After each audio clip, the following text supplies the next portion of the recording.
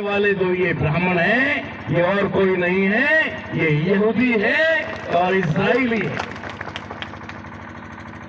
ये यहूदी है। जब हिटलर ने यहूदियों को मारना शुरू किया था ना, उस समय इन्होंने हिटलर की टोपी पहन ली, हिटलर वाली चड्डी पहन ली, हिटलर वाला स्वास्तिक वाला जो सिंबल था वो अपना लिया और कह दिया हम तो तेरे वाले हैं, तो बच गए। नहीं तो हिटलर अपना काम कर लेता, लेकिन अफसोस रहा कि हिटलर का काम थोड़ा अधूरा रह गया। तो ये यहूदी है, ये भारत में कब्जा करके बैठे हुए हैं और कई सालों से करके बैठे हुए हैं। इसके 2-3 उदाहरण आपको देता हूं ताकि आप जब तक अपने दुश्मन को नहीं पहचानोगे आप लड़ खप जाओ। तुम तीर चला लो, चाहे तुम सर्कस चला लो, चाहे तुम आज की आधुनिक के 47 चला लो, कुछ नहीं होने वाला। क्यों? क्योंकि मरेगा तुम्हारा ही। हम लड़ किससे रहे? आपस में। अगर हम लोग कहीं प्रोटेस्ट करते हैं बड़े पैमाने पे, अगर हम कोई बड़े लोग इकट्ठे होकर के आंदोलन करते हैं तो सामने पुलिस को खड़ा कर देते हैं। और पुलिस में कौन होते हैं? 99.99% हमारे लोग होते हैं।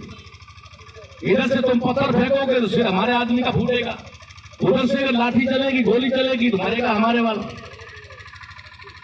इसका उदाहरण है जब कलिंग नगर में उड़ीसा के अंदर हुआ तो जो 11-12 आदिवासी मरे थे, उसमें 2-3 पुलिस वाले मरे थे, वो भी आदिवासी मरे थे। हमारे लोगों को हमारे सामने खड़ा कर देता है। इसलिए दुश्मन की पहचान जरूरी है। और दुश्मन के 2-4 सबूत आपको देता हूं। पहला, ये जो भारत को हिंदुस्तान बनाने की बात कर रहे हैं, इनके शब्दों में बहुत बड़ा भारी षड्यंत्र होता है। हमारे लोग भोले भाले लोग हैं, वो शब्दों के षड्यंत्र को नहीं समझ पाते। शब्द जाल भारत में बहुत भयंकर चल रहा है इनका। वो कहते हैं कि हम हिंदुस्तान बना रहे हैं, तो ओबीसी के लोग और हमारे आदिवासी लोग राजी होते हैं अब तो ये भारत हिंदुस्तान बनेगा क्योंकि हम हिंदू हैं। आप हिंदू कब से हो? इसका कोई सबूत आपके पास है? अगर हिंदू धर्म है तो कब बना, स्थापना किसने की, कौन सा उसका धर्म ग्रंथ है, इसका कोई पता नहीं। आप लोगों को पता नहीं है कि उस हिंदू शब्द के पीछे एक भयंकर शब्द छुपा हुआ है और वो शब्द है यहूदी। वो शब्द है यहूदी। अगर वो यहूदी कह दे तो बोल खुल जाएगी। इसलिए उसने घुमा करके क्या कहा? हिंदू। हिंदू के नाम पर हमारे देश में यहूदी धर्म को प्रस्तापित किया, बौद्ध धर्म को खत्म किया, खत्म करके आज वो हिंदुस्तान बनाने जा रहे हैं। तो कुछ लोग हमारे जो है गर्व से कहो हम हिंदू हैं, गर्व से कहो हम हिंदू हैं, भारत जो है वो हिंदुस्तान बनेगा, ऐसा कुछ लोग फक्र और गर्व से कहते हैं। हमने इसका रिसर्च करके निकाला कि भारत हिंदुस्तान नहीं यहूदिस्तान बनने जा रहा है। भारत यहूदिस्तान बनने जा रहा है। बिना सबूतों के कोई बात नहीं करते। बिना सबूतों के बात करेंगे तो गुजरात के अंदर यहूदियों के राज में खड़ा हूं, यहां से वापस राजस्थान जाना मुश्किल हो जाएगा। हो जाएगा ना? इसमें ही गिरफ्तारी हो जाएगी। इसलिए सबूतों के साथ बात करता हूं। पहला सबूत, सबसे बड़ा सबूत, मोहन भागवत का स्टेटमेंट आपने पढ़ा होगा। मैंने पढ़ा है, एक बार नहीं 10 बार कहा है कि भारत को इजराइल बनना चाहिए। भारत को इजराइल की तरह बनना चाहिए। बदल बदल के बयान देता, बदल बदल के, घुमा घुमा के, लेकिन नाम आता है इजराइल। मैं मोहन भागवत से पूछना चाहता हूं कि क्यों भारत जापान नहीं बनना चाहिए? क्यों भारत अमेरिका नहीं बनना चाहिए? क्यों भारत चाइना नहीं बनना चाहिए? और छोड़ो यार, सबको छोड़ो, क्यों भारत भारत नहीं बनना चाहिए? इजराइल ही क्यों बनना चाहिए? क्योंकि इजराइल 1948 में यहूदियों का बना हुआ एकमात्र राष्ट्र है, यहूदी राष्ट्र। आज भारत को जितना सपोर्ट मिल रहा है, चाहे वो अग्निवीर और अग्निपथ योजना के अंदर जवानों को दिए जाने वाले हथियार से लेकर के प्राइवेट सिक्योरिटी और उनके प्राइवेट क्या कह सकते हैं सेनाएं हैं उनके पास रहने वाले हथियार सारे इजरायली हथियार है।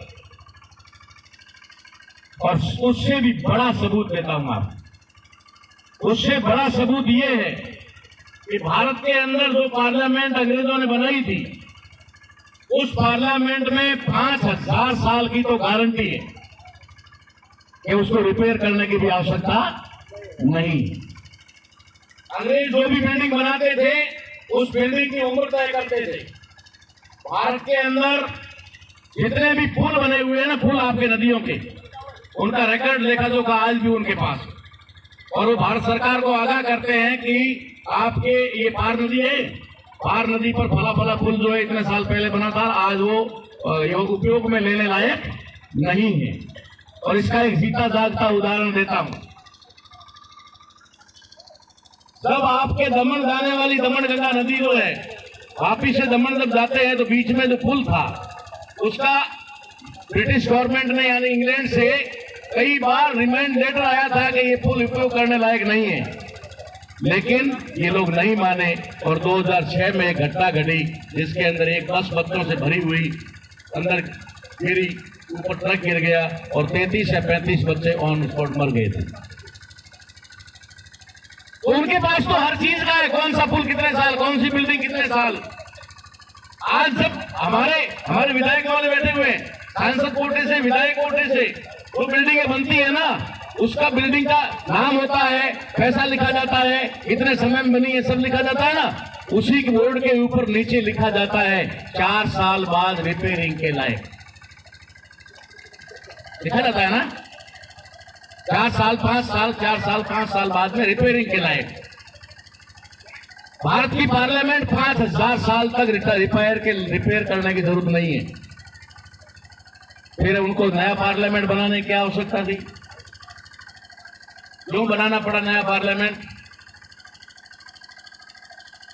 क्योंकि एक बात तो ये है कि जो वर्तमान भारत का पार्लियामेंट है, संसद जो है, उसमें तथागत बुद्ध और बाबा साहब अम्बेडकर अकड़ कर बैठ गए हैं, तो निकालना इनके बाप की भी औकात नहीं है, निकाल नहीं सकते। क्योंकि अगर निकाल दिया तो पूरे देश में हंगामा हो जाएगा। इसलिए उन्होंने क्या सोचा? उन्होंने सोचा कि डॉक्टर अम्बेडकर को और बुद्ध को यहां से निकालने की बजाय ऐसा करते हैं, इस पार्लियामेंट को ही छोड़ देते हैं, नया बना देते हैं। अरे पैसा तो आपके लिए नहीं है ना, पैसा आपकी शिक्षा के लिए नहीं है, पैसा आपकी चिकित्सा के लिए नहीं है, ठीक है ना। हाँ, आपको एक टाइम का भोजन पॉकेट में देने के लिए भी पैसा है, फ्री में भोजन देने के लिए भी पैसा है, लेकिन रोजगार देने के लिए, शिक्षा देने के लिए पैसा नहीं।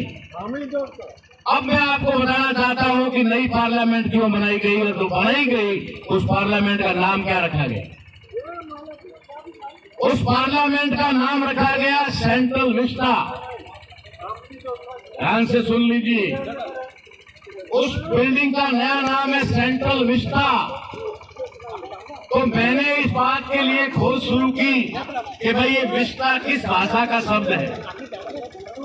ये मराठी भाषा का नहीं, ये गुजराती भाषा का नहीं, ये उर्दू भाषा का नहीं, ये पाली भाषा का नहीं, ये प्राकृत भाषा का नहीं, ये हिंदी भाषा का नहीं, ये अंग्रेजी भाषा का नहीं।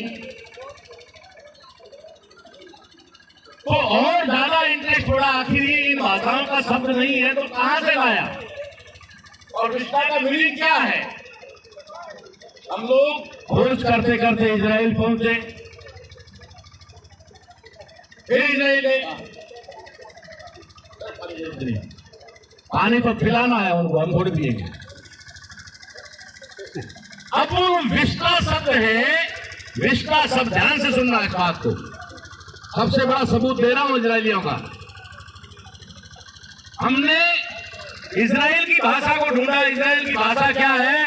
इजराइल की भाषा है हिब्रू भाषा है।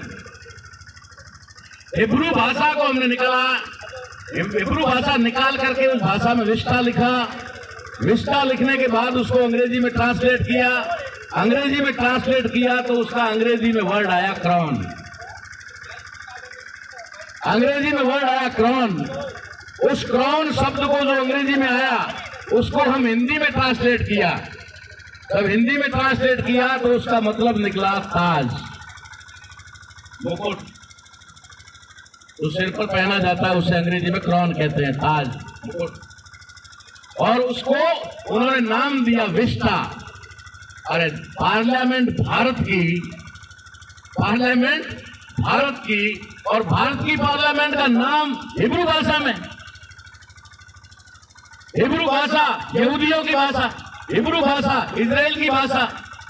तब मेरे समझ में आया कि भारत इजराइल क्यों बनना चाहिए। आपको अपने दुश्मन को पहचानना चाहिए। अभी भी समय है।